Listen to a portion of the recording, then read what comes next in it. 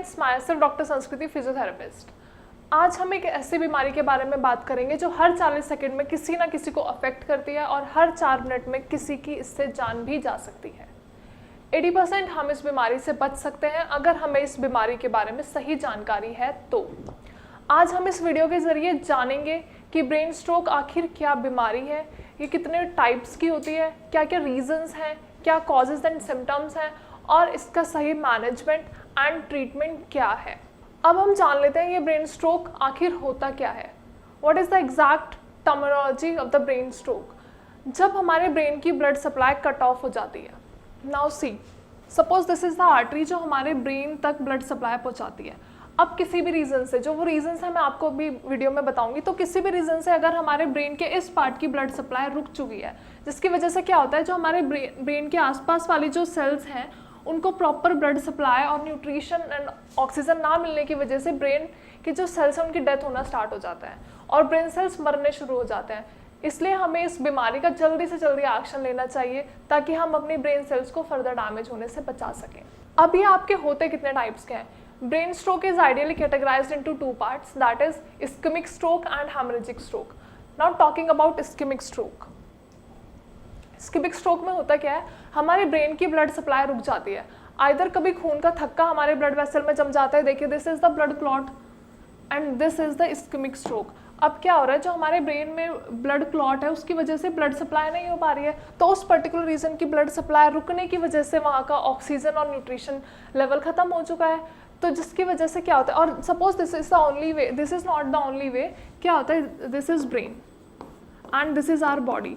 तो बॉडी में कहीं भी ब्लड क्लॉट बना हुआ है और वो हमारे ब्रेन तक ट्रेवल होता है, suppose this is the clot, तो वो हमारे ब्रेन तक ट्रेवल होता है और वो ब्रेन में कहीं किसी पार्ट में पहुंच जाता है, जिसकी वजह से क्या होता है, हमारे ब्रेन की जो ब्लड सप्लाई है वो रुक जाती है और ब्रेन सेल्स को proper blood and nutrition supply नहीं मिल पाता है। Now talking about the second, that is haemorrhagic stroke. अब हेमरेजिक स्ट्रोक, इसमें क्या होता है, see this is the haemorrhagic stroke. इसमें क्या होता है, जो हमारी ब्रेन की ब्लड वेसल्स है, जो आर्टरीज हैं जो ब्लड को बॉडी से ब्रेन तक पहुंचा रही हैं, वो वेसल्स फट जाती हैं और ब्लड लीक होना शुरू हो जाता है। अब इससे होता क्या है, पहला, ब्लड और न्यूट्रिशन हमारे ब्रेन सेल्स तक नहीं पहुंच पाता, और दूसरा, वो जो ब्लड लीक हुआ है ना, वो वहाँ पे एक पार्ट पे suppose this is the only part, वो यहाँ पे जमना शुरू हो जाता है, जिसकी वजह से वो ब्रेन सेल्स पे और ब्रेन पे प्रेशर डालना शुरू कर देता है, जिसे हम कहते हैं सेरिब्रल एडीमा, और ये आगे जाके फर्दर ब्रेन को डैमेज कर सकता है। ये दोनों ही स्ट्रोक एक दूसरे से बिल्कुल अपोजिट हैं, तो इसलिए सबसे पहले ये रूल आउट करना ज़रूरी है कि ब्रेन स्ट्रोक किस टाइप का है,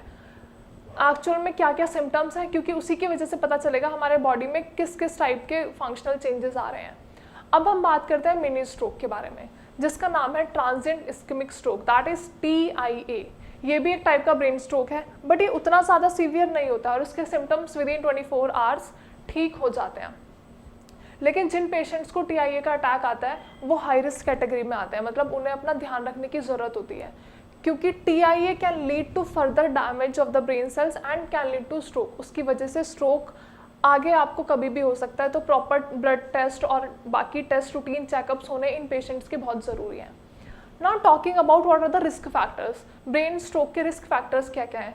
BP बढ़ जाना, high BP, high cholesterol level, जिन पेशेंट्स को डायबिटीज़ होता है, जो डायबिटिक होते हैं, वो बहुत ज़्यादा रिस्क फैक्टर्स होता है। अनहेल्दी डाइट, प्रॉपर डाइट नहीं ले रहे हैं, कुछ भी उल्टा सीधा खा ले रहे हैं, तो that is the only way. Inactivity, exercises नहीं कर रहे हैं, लिथार्जिक हैं, पूरे दिन लेजी की तरह रहते हैं, ना कोई एक्सरसाइजेस कर रहे हैं, मतलब कुछ भी मैकेनिकली बॉडी का कुछ काम नहीं कर रहे हैं। टबैको एंड अल्कोहल आप सभी को पता है बहुत मेन रीज़न है। Now what are the symptoms. अब बॉडी में जो सिम्टम्स हैं वो अलग अलग होते हैं, मस्कुलर हो गया, विजुअल हो गया, loss of the vision, speech, whole body, limbs और सेंसरी, इन सब में ब्रेन स्ट्रोक के अलग अलग इफेक्ट्स आते हैं। जैसे स्पीच में क्या होता है, डिफिकल्टी इन स्पीकिंग हो गया, ढंग से बोल नहीं पा रहे हैं या बिल्कुल बोल ही नहीं पा रहे हैं। बॉडी में क्या हो गया, फटीग, आप थके रहते हैं, आपकी मसल्स बहुत वीक हो जाती हैं, सर भारी भारी लगता है। सेंसेशंस में क्या, पिन, जैसे कभी भी ठंडा गरम का ना पता चलना, कुछ भी आपको पिन चुभा रहा है, कुछ भी ठंडी बर्फ लगा रहा है, आपको कुछ महसूस नहीं हो रहा। फेस पे क्या होता है, face can lead to facial paralysis, जो मैंने आपको पहले वाली वीडियो में बताया था, मसल्स वीक हो जाती हैं। स्वेलिंग में प्रॉब्लम आती है, बोलने में प्रॉब्लम आती है, चलने फिरने में, बैलेंस एंड कोऑर्डिनेशन में प्रॉब्लम आती है। These are the types, these are the symptoms जो हम पेशेंट्स में देखते हैं, जिसकी वजह से आइडेंटिफाई होता है। नाउ सी,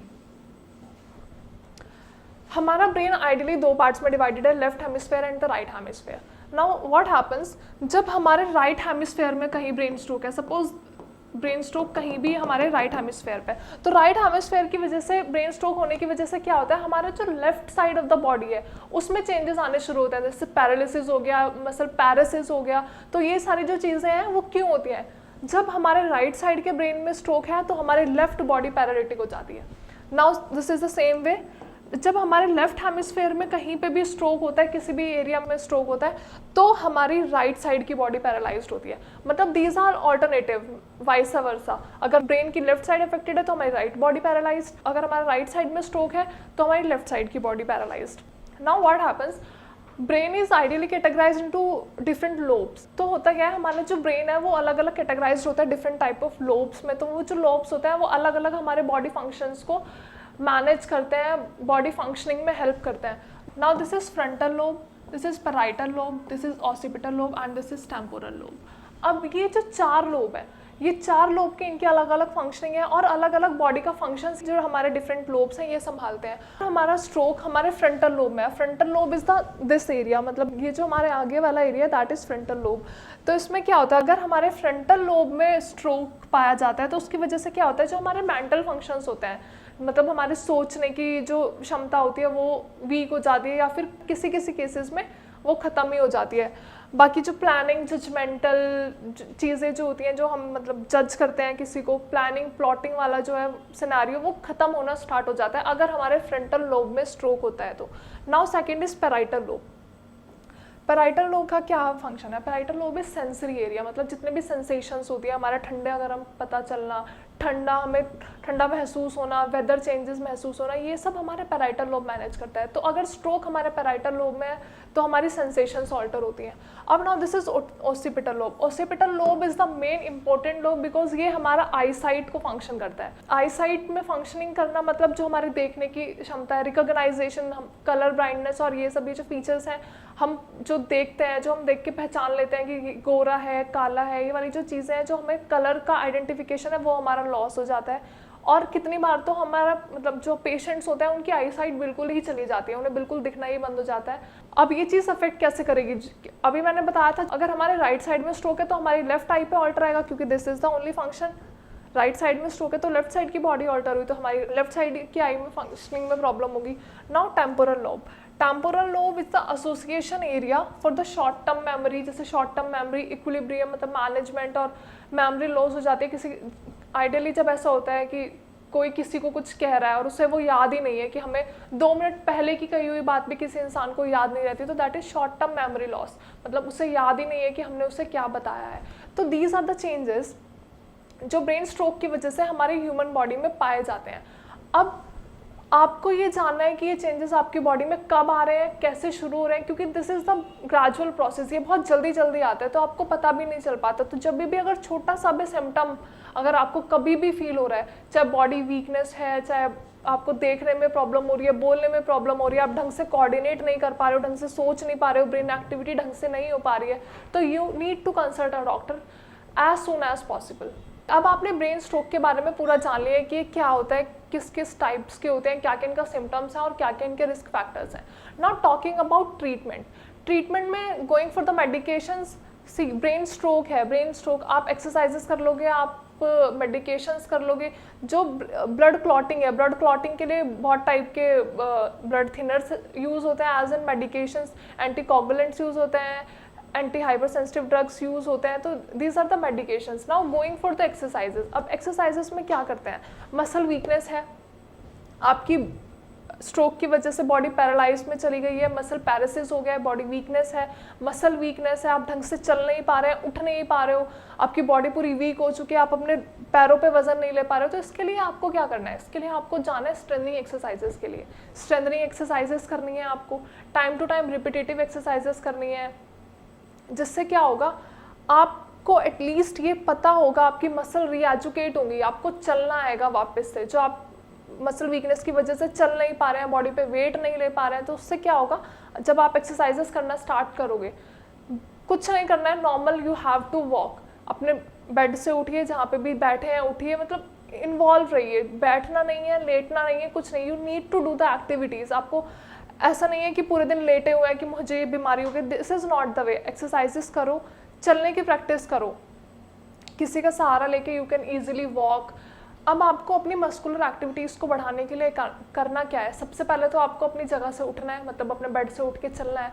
तो एक एक्सरसाइजेस होती है Frenkel exercises, that are the coordination exercises, जो हमारी ब्रेन की एक्टिविटीज़ है ना, तो उनको वो कोऑर्डिनेट करता है। तो उसके लिए आपको उसमें जनरली क्या होता है, हम अलग अलग जगह पे सामान रख देते हैं और पेशेंट को बोलते हैं कि वो उठाओ, जैसे एक चीज़ यहाँ पे रख दिया, एक चीज़ यहाँ पे रख दिया, तो उनको बोलो कि वो उठाओ, नाम से बोलो कि suppose this is the pen and this is the rubber, तो पेशेंट को बोलो पेन उठाओ, तो वो they will go for the pen.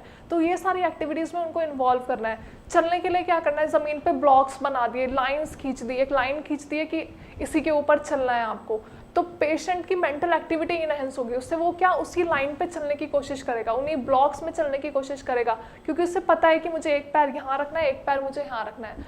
तो हमेशा पैर उठा के चलने की कोशिश करो। Exercises and medication are the only way जिससे आप अपनी स्ट्रोक के बाद की जो एक्टिविटीज़ है, स्ट्रोक का जो रिहेबिलिटेशन है, वो उससे ठीक हो सकते हैं। Second we go for the speech therapy. Speech therapy में आप क्या, जैसे बोलना सीखते हैं, खाना जैसे नहीं खा पा रहे हो, आपके गले से खाना नीचे नहीं जा पा रहा है, वो वहाँ अटक रहा है, तो स्पीच थेरेपिस्ट आपको सिखाएंगे कि आपको कैसे खाना निगलना है। कुछ कुछ अक्षर जो आप नहीं बोल पाते हो, जनरली ऐसा होता है कुछ कुछ शब्दों में बस हम अटकते हैं, तो वो चीज़ें वो आपको सिखाएंगे कि आपको कैसे बात करनी है, कैसे बोलना है, कैसे खाना निगलना है, कैसे एक्टिविटीज़ परफॉर्म करनी है। अगर आप स्ट्रोक से पीड़ित हैं तो आप डायरेक्टली हमारे यहाँ मतलब श्रेयास में कांटेक्ट कर सकते हो, फ्री ऑफ कॉस्ट कंसल्ट कर सकते हो प्रॉपर मेडिकेशन एक्सरसाइजेस के लिए। हम आपको सिखाएंगे exact exercises, exact rehab and proper medication. चलिए दोस्तों, मिलते हैं अपनी नेक्स्ट वीडियो में। ध्यान रखिएगा, टेक केयर।